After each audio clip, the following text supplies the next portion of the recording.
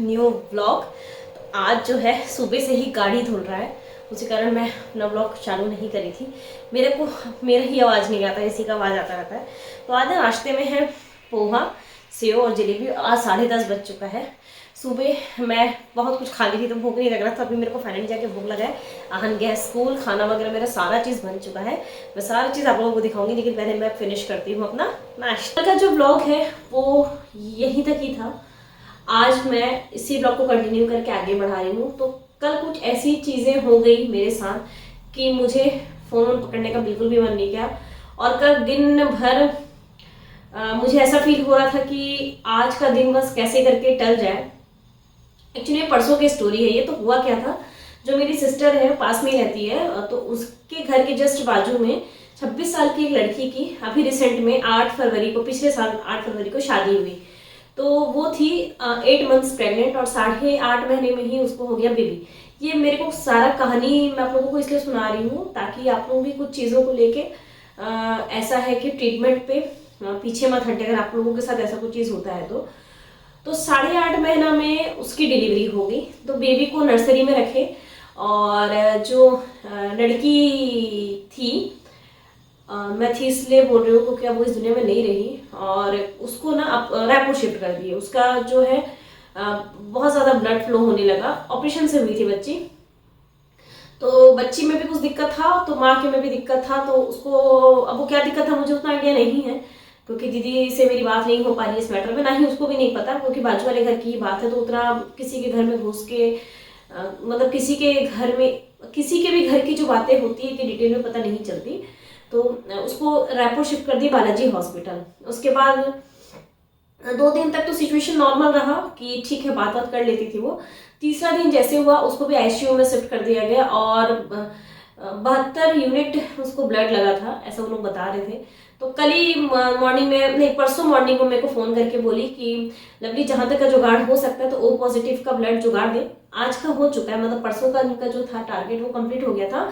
अब जो बचा है कल का टारगेट, तो कल के लिए चाहिए रहेगा। तो मैं भी अपना 1-2 जगह, मेरे यहाँ पे ज़्यादा फ्रेंड्स नहीं है, ज़्यादा फ्रेंड सर्कल नहीं है, जो भी है छोटे मोटे सारे घरेलू हैं, इस तरीके से सोशल सर्विस एनजीओ वगैरह से जुड़े हुए नहीं हैं। लेकिन फिर भी मैं अपने साइड से कोशिश करी, तो मिल भी गया ब्लड एक्चुअली में। तो उनका फ़ोन आया कि ब्लड जो अरेंज हो गया है आप उनको बता दीजिए। तो मैं दीदी को बोली कि काम कर, जो भी है उनको बता दे कि ब्लड का अरेंजमेंट हो गया है और बालाजी हॉस्पिटल चला जाएगा। तो ठीक है बोली। तो जैसे ही वो फ़ोन लगाई तो उसको पता चला कि जिसको ब्लड की ज़रूरत थी यानी कि निधि को, तो वो अब इस दुनिया में नहीं रही। तो उसके साथ क्या दिक्कत हुआ था कि जब वो 3-4 मंथ्स प्रेग्नेंट थी तब से ही उसको जॉन्डिस वगैरह का दिक्कत हो रहा था, इन्फेक्शन वगैरह हो रहा था, और वो ट्रीटमेंट नहीं करवा रही थी। वो घरेलू इलाज जो भी है, ये अभी 8 फरवरी को हुई, उसको 1 साल हुआ रहा था शादी को, और ये इंसिडेंट हो गया। दूसरा चीज़ एक दिक्कत ये हो गया कि उसके हस्बैंड और उसके ससुर हैं, मतलब उनके यहाँ उसकी सास नहीं है, ना ही कोई लेडी है उनके घर में, और इधर में उसकी सिर्फ माँ है और बड़ा भाई है। पापा को भी डेथ हुए अभी 2 ही साल हो रहे थे, और अभी रिसेंट में उसका जॉब वगैरह भी लगा था, तो काफ़ी हद तक वो संभल गए थे पापा के डेथ के बाद।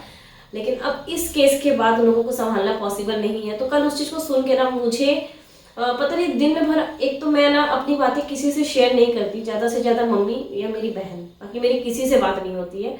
और जो मॉर्निंग वॉक में दीदी लोग जाते हैं बस उनसे मेरी बातचीत होती है। और रही बात मेरे हस्बैंड की, तो मैं उनको अपनी मायके से रिलेटेड जल्दी से कोई बात नहीं शेयर करती। मेरा पर्सनल व्यू है वो, मैं नहीं बताती कोई भी जल्दी से बात, मैं इनको नहीं बताती कोई भी चीज़। तो वही आज सुबह फिर अभी तक तो मेरी दीदी से खैर बात नहीं हुई है। रात को जब मैं फ़ोन कर लगाई तो मैं सिर्फ एक ही क्वेश्चन पूछी कि चीपी कैसी है, क्योंकि मुझे जहाँ तक याद है तो चीपी उनके ही घर में बड़ी हुई है, मतलब निधि बुआ उसकी जान थी, मेरे सामने का देखा हुआ है। अगर हम भी सबके सब चले जाए ना तो उसको मैटर नहीं करता था, बस वो निधि बुआ चाहिए, निधि बुआ खिलाएगी, निधि बुआ नहलाएगी, इस टाइप का था उसमें। तो अभी तो खैर वो बच्ची है, तो दीदी बताई कि नहीं ऐसा कुछ खास रिएक्शन तो नहीं दी, बट हाँ कहीं ना कहीं उसको भी कमी खल रही थी। और पूरे 8 मंथ वो बहुत एक्टिव रही, बट वही ट्रीटमेंट को लेके थोड़ा सा तो लापरवाही हुआ है उसकी तरफ से, तभी इतना बड़ा केस हुआ। तो ठीक है, इस व्लॉग को मैं ये भी करती हूँ एंड। ज़्यादा कुछ था नहीं क्योंकि मैं कुछ शूट भी नहीं करी और मुझे बिल्कुल भी मन नहीं कर रहा था।